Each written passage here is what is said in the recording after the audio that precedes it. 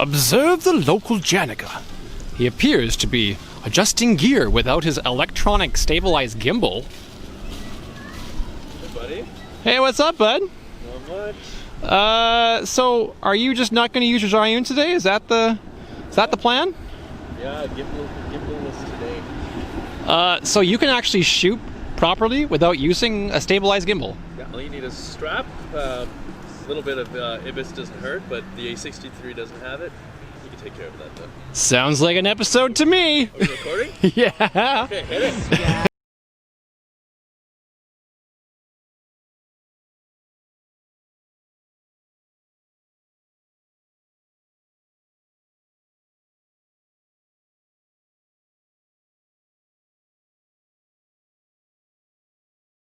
Welcome back to Too Lazy for Google.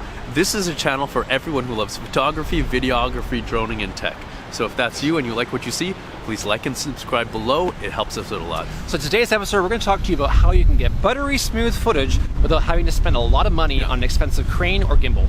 Yeah, so tip number one, use your strap. This comes with the camera, and I know it looks a little lame with like the Sony and Lumix branding on it, but you know what? If you are able to use your strap and keep that tension in the line, you can keep that camera very smooth when you're taking some video. It's great because when you can't always have a gimbal on you or you don't have the time to set up, this is a great way of taking some smooth footage. And what's good about the strap option is that basically the weight is like a centrifugal force between your neck and the camera. So if you're having the force of the camera moving front with your neck going back, you can fall into your shot. You can back up of your shot. Yeah. You can do all sorts of things based on the mechanics of a simple strap that we often forget about when we buy these cameras and take them out of the box and get going. So number one's option is an awesome idea for just being able to get that footage. Totally free, $0. Totally free. Yeah. Well, not totally free actually. It does cost money for the camera, but it, you know. $2,000. For the strap alone. Okay. So number two, IBIS, or in-body image stabilization. In-body image stabilization. That's it's right. Not a stomach condition. It's basically what is built into the camera in the mechanic format of the body, or it can be found also in the lens. That's right. Now, for all you people with an A6300 or a camera that doesn't have in-body image stabilization, what to do? Yeah. Well, no need to fear any longer because there are lenses out there with optical steady shot.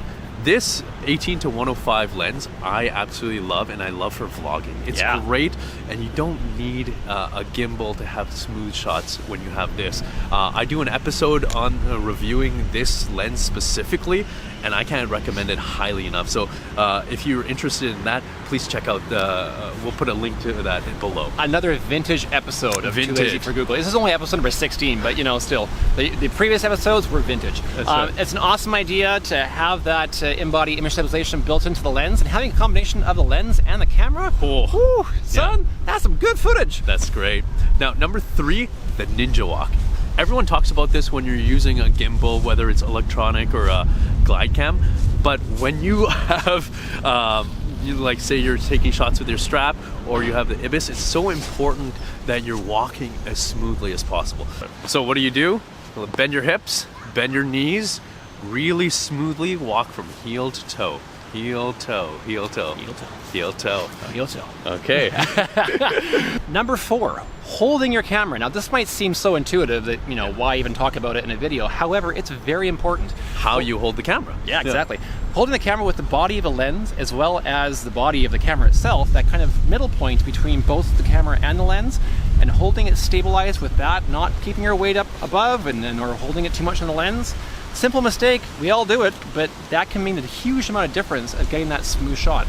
And you know, think about the leverage that you're gonna have. Yep. When you have your camera in your hands, there's lots of micro jitters that you can have. If you brace your camera, say somewhere here, all of a sudden there is so many less jitters. Fewer. So you could take footage like this, and moving it back and forth, left and right, up and down, and all of a sudden it's much smoother. You could even have it like this and just bend your legs, kind of like Austin Powers with the elevator watch thing. Okay, here we go.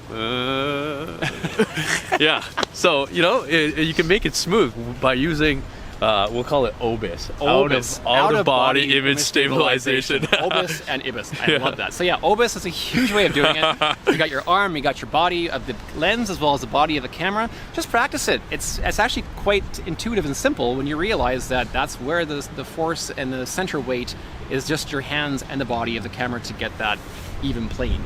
And tip number 5, okay? We're gonna start with a question.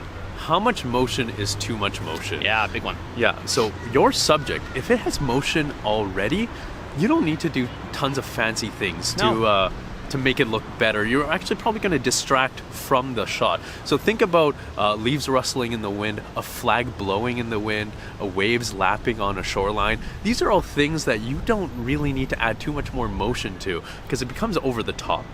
Exactly. I mean, get your shot, know what you want to have lined up in like a storyline in your head for how you're going to capture that moment. Then A, is going to be more efficient for the shot. B, you're going to spend less on your battery as well as your SD card. But also more importantly, C, and why we're talking about this, it enables you to have just a simple plane of easy stabilization. So that gives you a plan or game plan, so to say, on how to capture that. Okay, so that was our top 5 tips on how to get great, smooth, cinematic shots without a gimbal. Exactly. Buying a gimbal can cost you $500, $300, $1,500. Ooh, $1,500 on a gimbal. And upwards, you know? That's true. Yeah. That's very true. So here's the thing.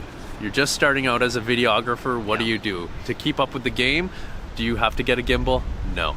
You know, build your portfolio with these grassroots methods. So when you get a gimbal, you'll be even more of a pro. Even professionals, when they're on the go and running and gunning it, they don't have time to take out their gimbal, balance it, get it ready, pop it up, make sure everything's aligned properly, and set up their app. Because what if their client wants to get going in a hurry? Sometimes when you're doing a wedding, you can't say like, okay, hold on, I just need to balance my gimbal.